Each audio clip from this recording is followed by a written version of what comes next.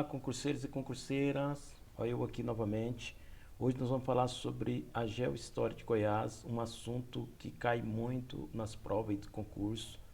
E hoje eu quero destacar aqui um assunto importantíssimo, que é a sobre o povoamento do estado de Goiás. Como é que vai ocorrer esse processo aí do povoamento do estado de Goiás?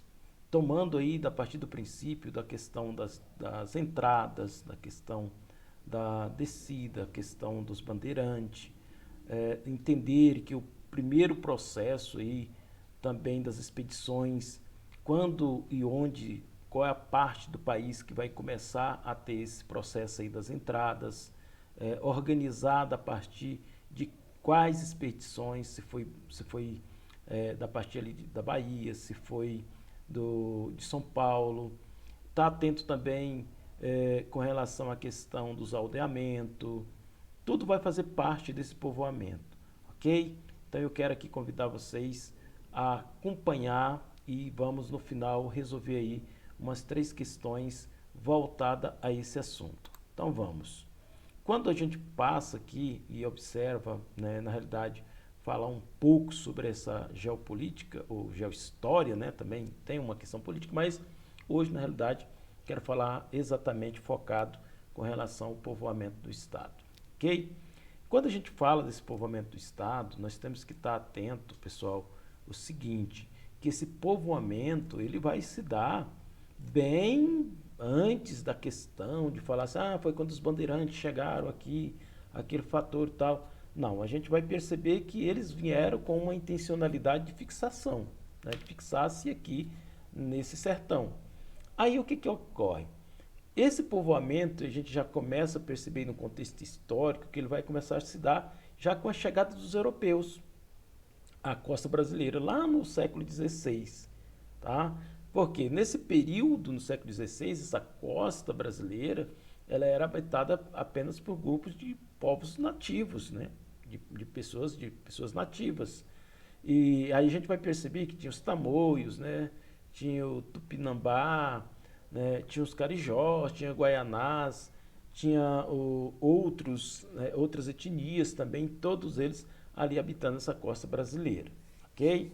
Então, o que nos leva também a entender com relação a esse povo que o habitava ali na costa brasileira? A gente vai perceber que os tupis, eles também eram lá da costa brasileira, e aí a gente vai perceber que os tupis, eles que vão dar origem aí, né, da realidade dos tapuias, que era o povo que era encontrado aqui, os nativos encontrados aqui em Goiás. Isso segundo o Padre Palacinho. Né? E aí a gente tem também, quando volta ao assunto inteiramente do despovoamento, vai dizer que o grande descobridor de Goiás foi Ione Anguera, né? Isso não significa que ele foi o primeiro a chegar aqui em Goiás, volto a dizer. Esse descobridor, o quê? Ele veio com uma intencionalidade diferente, né, das entradas, ok? Então isso aí a gente tem que estar atento com relação a esses fatores, porque ele não foi de fato o primeiro, mas através das expedições nós vamos perceber a presença aí desses bandeirantes. Então o que a gente pode perceber? Que as primeiras expedições organizadas, elas foram organizadas na Bahia. Por que na Bahia? Porque lá era o centro da colonização. Era o centro da colonização. Né? E tida como os oficiais e caracterizada como as entradas, aquilo que eu falei no princípio para vocês, as descidas e as bandeiras. Cada uma tem uma característica diferente. Né? Percorrer o território goiano, né? As entradas elas vai ser de fato para poder explorar, conhecer mais o interior, né, do Brasil, sair ali da parte costeira e conhecer, embrenhar-se no sertão, para de fato fazer um levantamento geográfico, um levantamento de conhecimento mesmo do território. Então isso é importante a gente estar voltado a isso. Já as descidas já era diferente. Era pessoas que vinham para poder capturar os índios, né? Colocar para trabalhar como escravos. Então, as descidas era isso. Já as bandeiras, elas já vieram já com uma intencionalidade de explorar o minério, explorar a riqueza que havia no interior do Brasil. E eles vão encontrar, lógico, ali Minas, Goiás, Mato Grosso. Então, todos esses fatores a gente vai ver a presença aí das bandeiras. Eles vão percorrer o território goiano, né, com a finalidade de quê? De explorar o interior, capturar os índios, buscar riquezas minerais. Isso tudo para quem? Para a coroa, beleza? E estes índios, logo que capturados, eles deveriam também ser o quê? Aldeados. Aí entra outro fator da questão do aldeamento. E que a gente vai perceber que a preocupação da coroa com relação a essa questão do povoamento estava ligada aqui, né? Vamos perceber também que quando Dom Marcos de Noronha ele assume aí a governabilidade da província de Goiás, qual era a preocupação dele também com relação ao aldeamento, o que ele vai mudar, o que ele vai trazer aí de transparente com relação a esse fator. Tudo isso é um contexto histórico que a gente percebe o desenrolar desse processo do povoamento do estado de Goiás. Ou seja, né, reunido as povoações, esse aldeamento chamava de aldeia, onde, né, sob supervisão de uma autoridade leiga ou religiosa, devia o quê? Cultivar o solo e aprender a religião. Esse aldeamento era exatamente pegar os índios, colocar nesse aldeamento, levar eles a cultivar o solo e aprender a religião. Que religião era? A religião católica. Ok? Agora, já em 1754, Dom Marcos de Noronha, né, que foi o primeiro governador da capitania, ele vai estabelecer regimento a essas aldeias.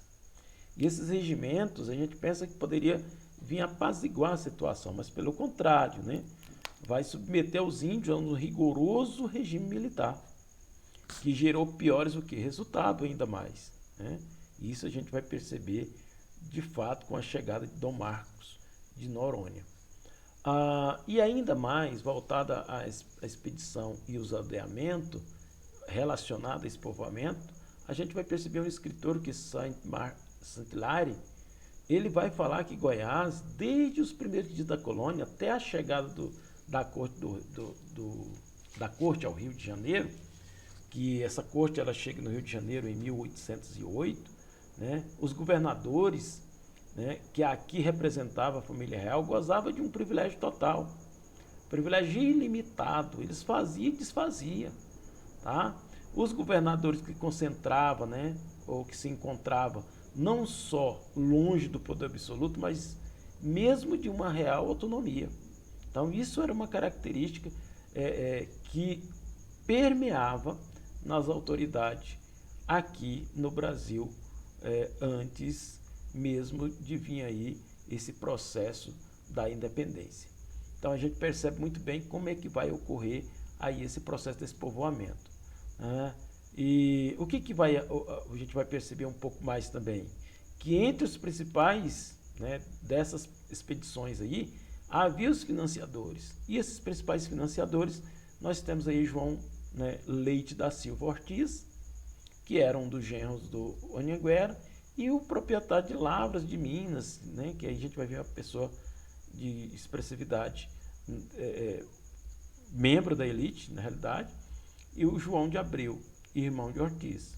Já o Anhanguera se ofereceu, né, o Anhanguera ofereceu naquele período, né, o governador Rodrigo César de Menezes, que era governador de São Paulo, para fazer expedições para Goiás. E essa expedição, na realidade, vai aí contribuir muito para esse povoamento do estado de Goiás, ok?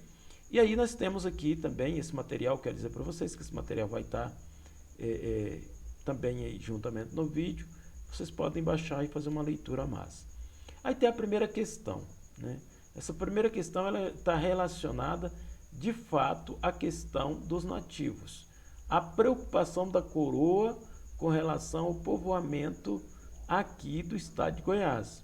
E isso, Padre Palacim vai pegar aqui, narrar e colocar para que a gente pudesse ficar sabendo de que forma era a preocupação da coroa com esses adelmento aqui em Goiás, né? Adelmento, aldear todos esses índios. Então, a gente tem aqui que a impraticabilidade de se povoar a dita capitania. Que dita capitania? Goiás. Era Goiás. nem outra qualquer parte da América Portuguesa, senão com os nacionais da mesma América, né? E que, achando-se todo o sertão daquele vasto continente coberto de índios, esse deveria ser principalmente os que povoassem os lugares, as vilas, cidades que fossem formando. Olha, isso é uma carta, né, régia de Dom José I, né, em que vai aí dizer por que não que fosse povoado por esses nativos. Isso era preocupação. Mas o documento vai apontar o que mesmo? O documento aponta a preocupação da coroa portuguesa com o povoamento da capitania de Goiás, que esse custo desdobramento foi a política de... Qual foi a política de desdobramento para esse povoamento do estado de Goiás relacionado a essa questão? Foi a ocupação das terras indígenas? Foi a guerra justa contra as tribos indígenas? Teve alguma guerra justa? Né? Foi a mestiçagem de brancos, índios e negros? Foi embates, né, intermitente com as tribos indígenas? Foi implantação de aldeamento indígenas? O que nós podemos aqui marcar? Então, o que vai estar relacionado a essa política desse desdobramento, desse povoamento? Vai ser, de fato, a implantação de aldeamento indígenas. Ok?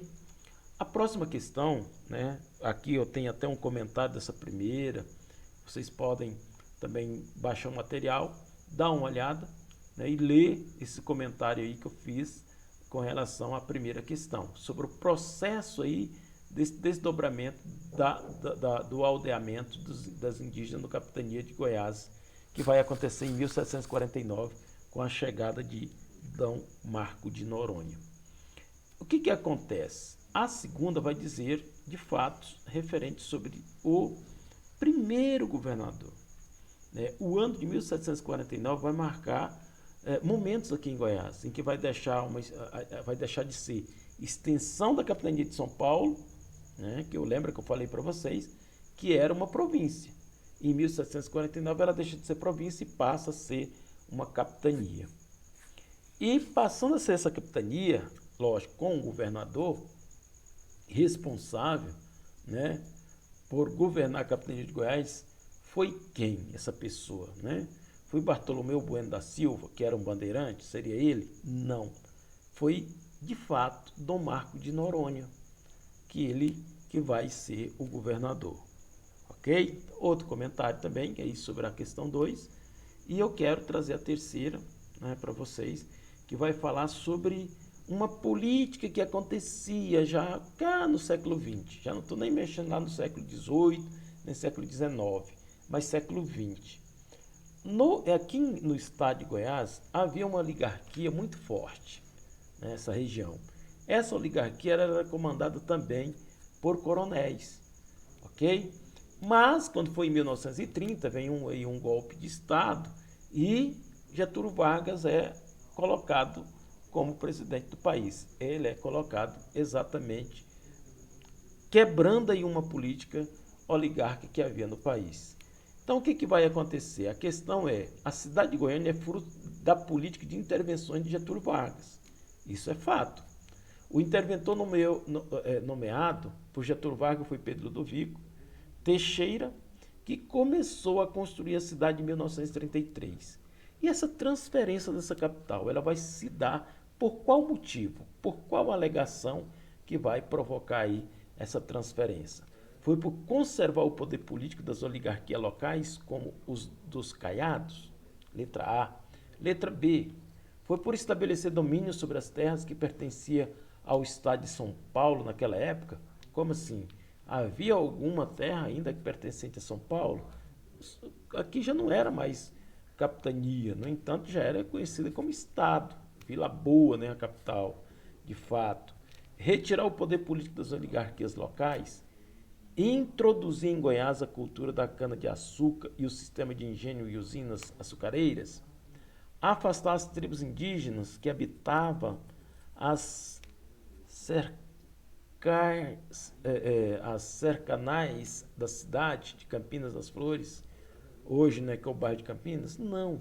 O que a gente vai perceber? Vai perceber que era retirar, de fato, o poder político aí da mão do caiadismo.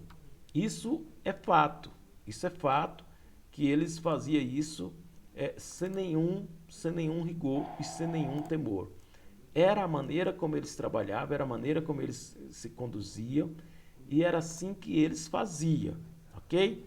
Então, é isso aí que nós temos para trabalhar neste momento. Espero que vocês possam ter aí um bom entendimento e um bom aproveitamento, ok?